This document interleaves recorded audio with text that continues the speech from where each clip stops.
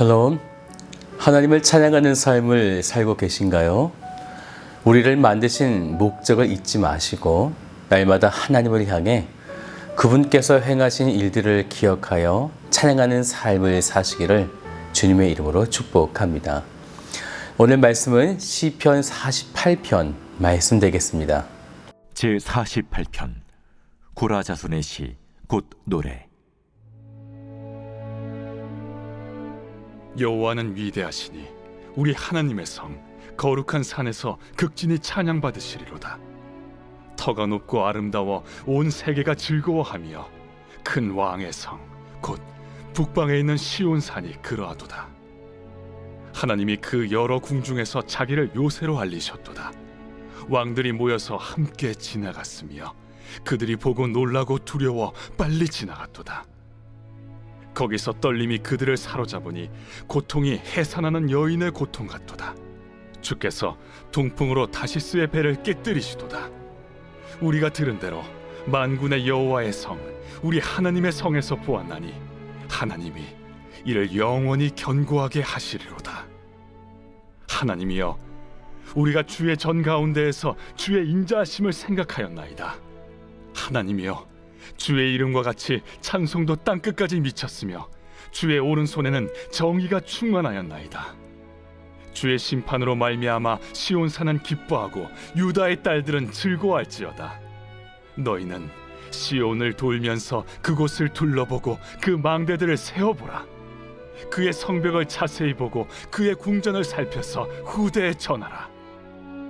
이 하나님은 영원히 우리 하나님이시니 그가 우리를 죽을 때까지 인도하시리로다. 시편 48편은 고라 자손의 시인데요. 히스기야의 시대에 아수르 왕 사네립이 예루살렘을 침략하였지만 하나님의 초자연적인 힘으로 이를 물리친 사건과 또한 여호사밧과 그 시대에 모압과 암몬, 마혼 연합군의 공격을 물리친 두 개의 사건의 배경으로 보여집니다. 고라 자손들은 이러한 상황들을 바라보며 하나님이 자신들을 위해 돌보심과 싸우심들을 그리고 그것을 바라보며 하나님을 찬양하고 있는 것이죠. 그런데 시편 48편은 그런 하나님을 찬양하는데 어디에서 찬송할 것인지에 대한 장소가 거듭해서 나오고 있다는 거죠. 1절을 같이 볼까요? 여호와는 위대하시니 우리 하나님의 성 거룩한 산에서 극진히 찬양 받으시리로다. 우리 하나님의 성 거룩한 산에서라는 거죠. 이 산이 어디일까요? 2절을 보니까 우리가 잘 아는 찬양의 가사가 나오는데요. 터가 높고 아름다워 온 세계가 즐거워하며 큰 왕의 성 곧 북방에 있는 시온산이 그러하도다. 하나님이 거하시는 거룩한 성은 바로 시온성, 시온산이 되어지는 거죠. 시온산, 시온성 이런 말을 우리가 많이 들었을 거예요. 시온성은 당연히 예루살렘 언덕에 있는 시온산에 지어진 성인데요. 이것은 하나님의 통치와 임재가 있는 거룩한 성이 되어지는 거예요. 곧 하나님의 성전, 하나님의 교회가 곧 시온성이 된다는 거죠.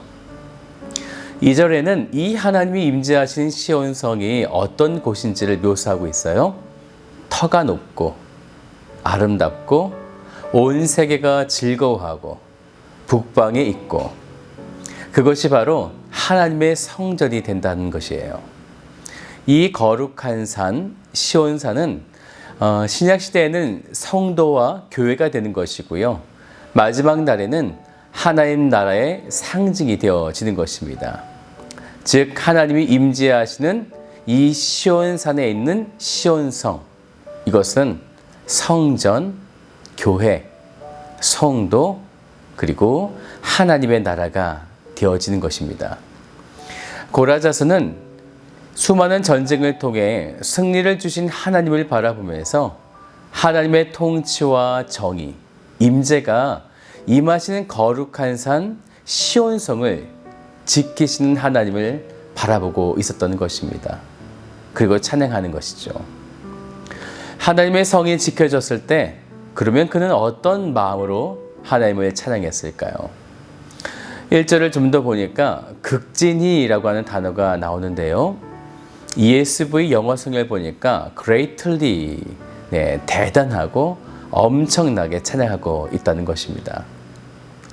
이것은 지금만 지키시는 하나님을 바라보며 찬양했다기보다는요, 출애굽 때부터 등장했던 고라 자손들이 바벨론에 멸망하기까지, 그때까지 아주 오랫동안 살아가면서 세상이 다 무너지고 왕국은 분열되어도 하나님의 거룩한 성전은 지키시고 또한 이어져 가고 있음을 그가 바라보고 찬양하고 있었던 것입니다.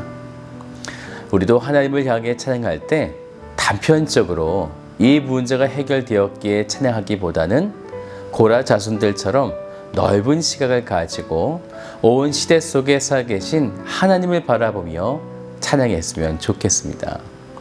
이제 4절부터 8절까지는 하나님이 이 시온을 보호하시고 사랑하심에 이제 이 고라 자손이 찬양하게 되어지는데, 먼저 4절을 같이 볼까요?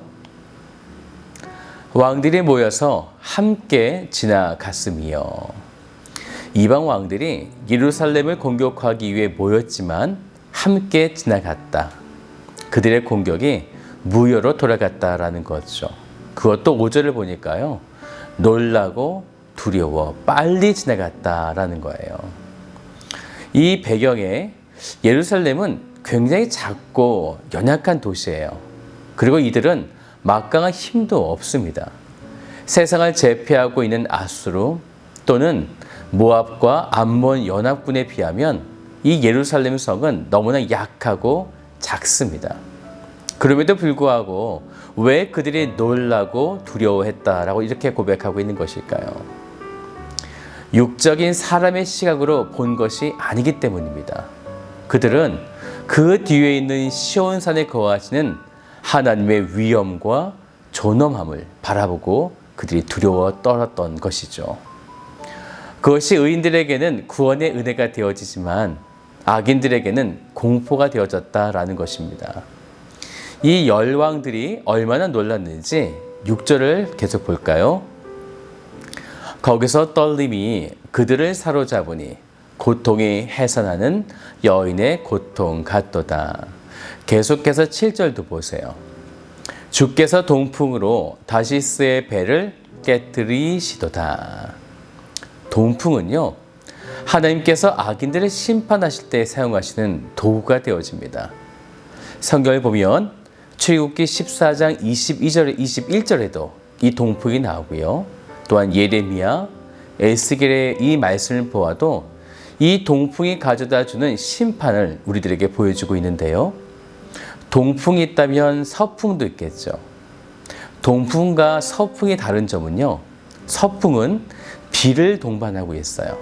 그래서 살리게 하는 바람이지만 동풍은 그저 뜨거운 열기만을 가지고 비를 동반하지 않기 때문에 농작물과 사람을 태워 죽이게 만드는 심판의 바람이 되어지는 것입니다.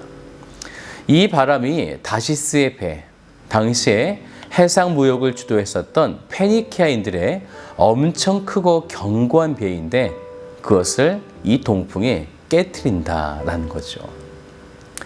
하나님의 시온산, 그리고 시온산에 있는 시온성을 대적하는 세상의 모든 견고함과 강력한 힘들이 전지전능하신 엘로힘의 하나님이 부수신다라는 것입니다.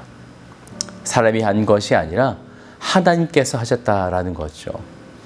그래서 고라 자손은 이런 하나님을 바라보며 찬양하고 있는 것입니다. 8절을 같이 볼까요?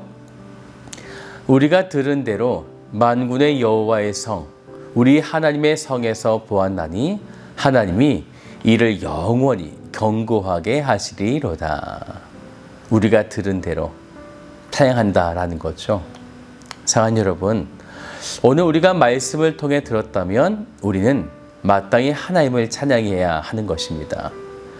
이제 고라 자손은 지금까지 들었던 그 하나님을 더욱더 기억해내고 있습니다. 9절을 같이 보죠. 하나님이여, 우리가 주의 전 가운데에서 주의 인자하심을 생각하였나이다. 생각해 보니 주의 이름과 같이 찬송도 땅 끝까지 미쳤고 주의 오른손에는 정의가 충만하였다라는 것입니다. 그래서 시온산은 기뻐했고 유다의 딸들은 즐거워한다라는 거죠. 그리고 후대에 우리가 들었던 그리고 경험했던 하나님을 후대에게 전하라라는 것입니다. 그것은 바로 마지막 14절이 되어집니다. 우리 말씀을 같이 한번 읽어볼까요? 이 하나님은 영원히 우리 하나님이시니 그가 우리를 죽을 때까지 인도하시리로다. 아멘. 우리를 끝까지 지키시는 하나님, 오늘 그 하나님을 바라보시고 찬양하시고 또한 후대에게 전하시는 복된 성도가 되시기를 주님의 이름으로 축복합니다.